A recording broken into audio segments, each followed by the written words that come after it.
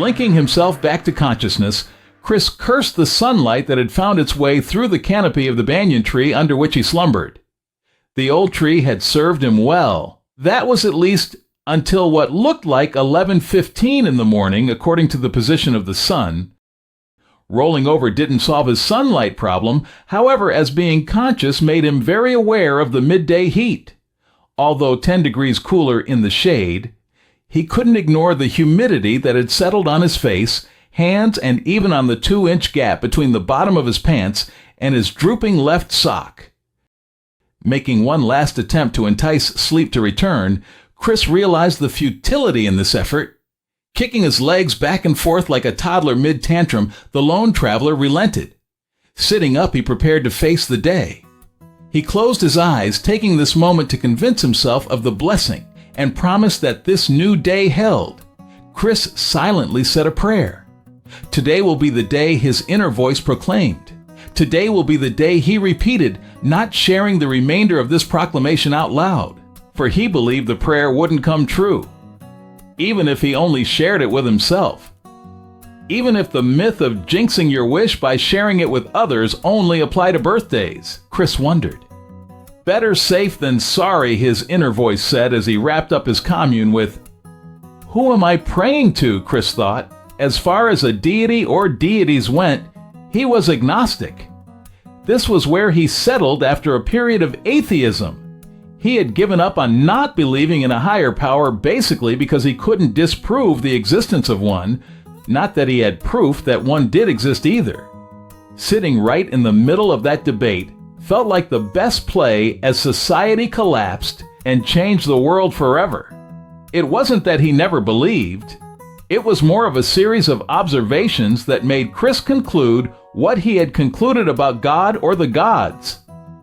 First off, the gods of any and all religions that he had encountered or looked into felt like a god or gods one should avoid. None of them seemed happy with their creations. They all seemed to suffer from some type of postpartum depression.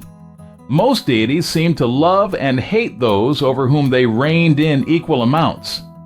Secondly, the 3 biggest religions in the world seemed to condone murder in the form of holy wars far more than Chris felt comfortable. Murder in the name of God resulted in the same outcome as murdering someone for an incorrect fast food order. And then there was the ease with which someone could still make it to heaven or heaven's equivalent at the finish line, even if one ran the worst race to the afterlife or lived the most selfish and evil life. They could make it into God's kingdom by asking for forgiveness or blowing up a bunch of people with a suicide bomb or going on some quest to balance the scales that judge them. It all seemed a little too easy, which is why Chris thought people stopped living right, choosing instead to seek out material possessions in their pursuit for happiness. Too few people ignored the tangible nature of life in the present for the possibility of an eternal life of bliss, 72 virgins or whatever. And if those people were going to be in heaven or hell, Chris thought, neither was a place he wanted to end up. In the end, he concluded that he preferred it to simply be the end. No heaven, no hell, and no up, no down, nothing but nothing. The finality of nothing made every moment that much more precious in this non-believer's mind. Still, Chris chose to hedge his bets with the occasional prayer. If any of them ever came true, he would just ask for forgiveness at a later date. Chris opened his eyes, the heat of mid-morning threatening to dry out the moisture contained within them along with everything else. He knew this was an empty threat because there could be no measure of evaporation in the Florida humidity. Like the sweat that lingered on one's body in climates such as this, so too did the moisture in Chris's eyes and everything else. After years of relentless humidity, he understood that too much moisture was the bigger threat at this latitude and longitude. It clung to everything, and in doing so, resisted the sweating and evaporative cooling required to regulate one's temperature. No. Whether cold or warm-blooded, an external source was needed to cool down a body. For the snakes and reptiles of Florida, that source was one of the cool pools of water that dotted the Everglades. For humanity, it was air conditioning until the grid started failing. Then it was limited to those with access to generators, fuel, and a freezer. The ability to make ice becoming a most lucrative business with a high ratio of demand versus supply. Checking his rations, Chris calculated how much food he had left before foraging once again became a necessity. As he ran through various scenarios involving his nutritional intake versus the supply that lay before him, he figured he had between 2 to 4 days of food left. Though water may have been as important, it was less of a concern as this was one resource that lingered day and night, and on the occasion when things did dry up, there was always a downpour just around the corner. Chris glanced at the containers of water that ringed one side of his encampment before picking up the canteen next to him and drinking deeply from it. He considered eating some of the granola bar he found on his last expedition. Not a big fan of such things in the before. When life was civil, things like granola bars had now become a welcomed treat. Sealed in their plastic wrappers, the mix of raisins and grains saturated in corn syrup provided the energy needed on the longer hikes, and their taste was satisfying enough to urge him to take that next step and the step after that. Stuffing one in his backpack, he slumped slightly as he realized this bar was completely broken. The corn syrup or whatever binding the grains and raisin together had failed to do so. Chris would not get to enjoy the sensation of biting into it. At least there would still be the pleasure of chewing it, Chris thought. Maybe I'll add some coffee grinds for an extra pep. Picking up a tin box labeled Altoids, Chris opened it to reveal the brown powder within. He inhaled the aroma emitting from the small metal box and exhaled the word Folgers before freezing. Looking over the open lid of the makeshift coffee grinds container, Chris otherwise remained motionless. Something was somewhere out there. Out there beyond the bushes, tall grass, and general overgrowth that shielded him from any and all prying eyes. Slowly, Chris turned his head as he focused all of his attention on his sense of hearing.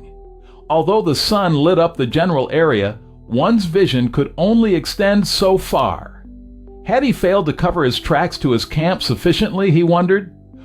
Or has a good tracker simply recognized the fact that someone attempted to cover their tracks to this camp? Chris sat silently, waiting for this intruder to make their next move. He couldn't do anything but wait. After a few moments of silence, the crunch of dried leaves made its way to Chris's right ear. He turned in that direction and listened. He then heard a similar sound from the left. Damn it, Chris thought. They're surrounding me. Another crunch from his right. No. There were 2 crunches from his right, and even more from behind him, confirming to Chris that he was indeed surrounded. It wasn't until he heard crunching directly in front of him that Chris realized something about the sounds. It was something about their pitch. It wasn't right. No. It was right, just not for someone trying to creep up on someone else. These sounds were too... Struggling to put a description to them, Chris tried to anticipate what would happen next. Reaching down, Chris unlocked the snap that secured his knife as he slid his fingers down its handle. Drawing the knife from its sheath, he waited. He'd made all of the moves he could at that moment, so he waited as the crunching came closer. As he did, Chris thought that his elevated heartbeat was betraying him to his would-be attacker. There was no way they weren't hearing it thumping against his other organs and his ribs.